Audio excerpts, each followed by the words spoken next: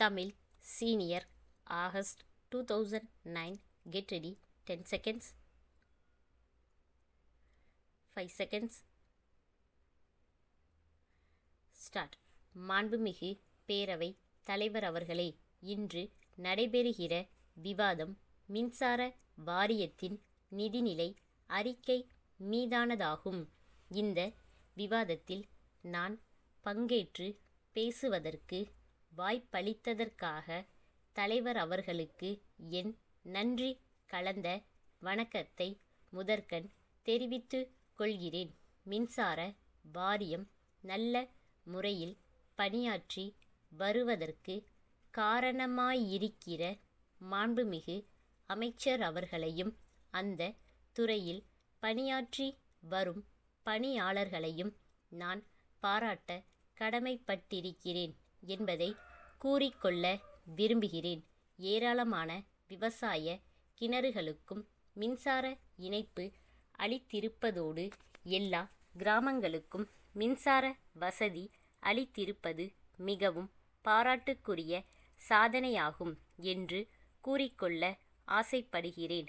மின்சார இணைப்பு இல்லாத கிராமமே இல்லை என்கிற அளவிற்கு மின்சார விநியோகத்தை விரிவுபடுத்துகிற அதே நேரத்தில் தெரு விளக்குகளுக்கு செலவாகிற மின்சாரத்திற்கு ஊராட்சி, நகராட்சி போன்ற உள்ளாட்சி அமைப்புகளால் கட்டணத்தை கட்ட முடியாமல் போய்விடுகிறது என்பதை மனதிற்கொண்டு உள்ளாட்சிகளுக்கு சேர வேண்டிய அரசு நிதிகளிலிருந்து நேரடியாக மின் கட்டணத்தை கழித்து கொள்ளும் முறையை அரசு பின்பற்றுகிறது.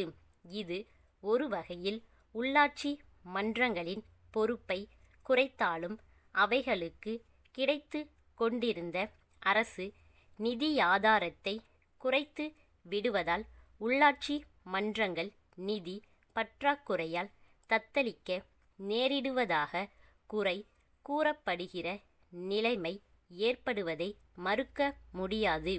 நான் சொல்லிக்கொள்ள விரும்புவதெல்லாம் இது ஒன்றுதான். தெரு விளக்குகளுக்கு எடுத்து கொள்ளப்படும் மின் சக்திக்கான கட்டணத்தை அரசே ஏற்று கொண்டு உள்ளாட்சி மன்றங்களின் நிதி பற்றாக்குறையை ஓரளவுக்காவது ஈடுகட்ட வழிவகை காண வேண்டுமென்று இந்த அரசை வேண்டி விரும்பி கேட்டுக்கொள்கிறேன். அடுத்தபடியாக நான் வலியுறுத்தி கூற ஆசைப்படுவது என்னவென்றால், நாம் மிகவும் பரவலாக மின்சார விநியோகத்தை செய்திருக்கிறோம் என்று பெருமிதம் அடைகிற நேரத்தில் மின்சார தட்டுப்பாடு ஏற்படுவதையும் மனதில் கொள்ள வேண்டியது அவசியம். உற்பத்தியாகிற மின் சக்தியை விட அதிகமான தேவை ஏற்படும்போது பற்றாக்குறை ஏற்படத்தான் செய்யும்.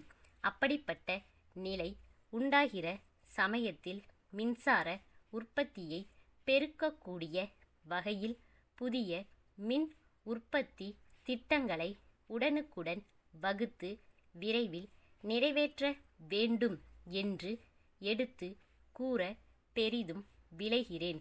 மழையை நம்பியிருக்கும் புனல் மின்சாரத்தையும் நிலக்கரியை நம்பியிருக்கும் அனல் மின்சாரத்தையும் பெரிய அளவில் சார்ந்திருக்காமல் சூரிய ஒளியிலிருந்தும் காற்றாலைகளிலிருந்தும் மின்சார சக்தியை உற்பத்தி செய்ய மேலும் அதிகமான அளவில் முயற்சி மேற்கொள்ள வேண்டியது அத்தியாவசியமானதாகும் என்பதை இந்த நேரத்தில் குறிப்பிட்டு கூற பிரியப்படுகிறேன்.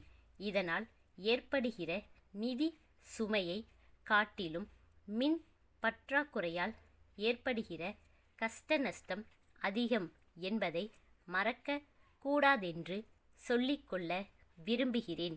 இந்த விவாதத்தில் பேச வாய்ப்பு அளித்ததற்கு மிக்க நன்றி. மதுரை வட்டாட்சியர் மதுரை மாவட்ட ஆட்சியருக்கு எழுதிய கடிதம்.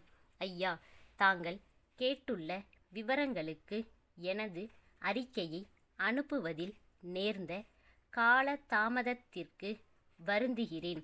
இடையில் தேர்தல் பணிகள் வந்து விட்டதால் தேவையான தகவல்களை பெற இயலாமல் போனதுதான் தாமதத்திற்கான காரணம்.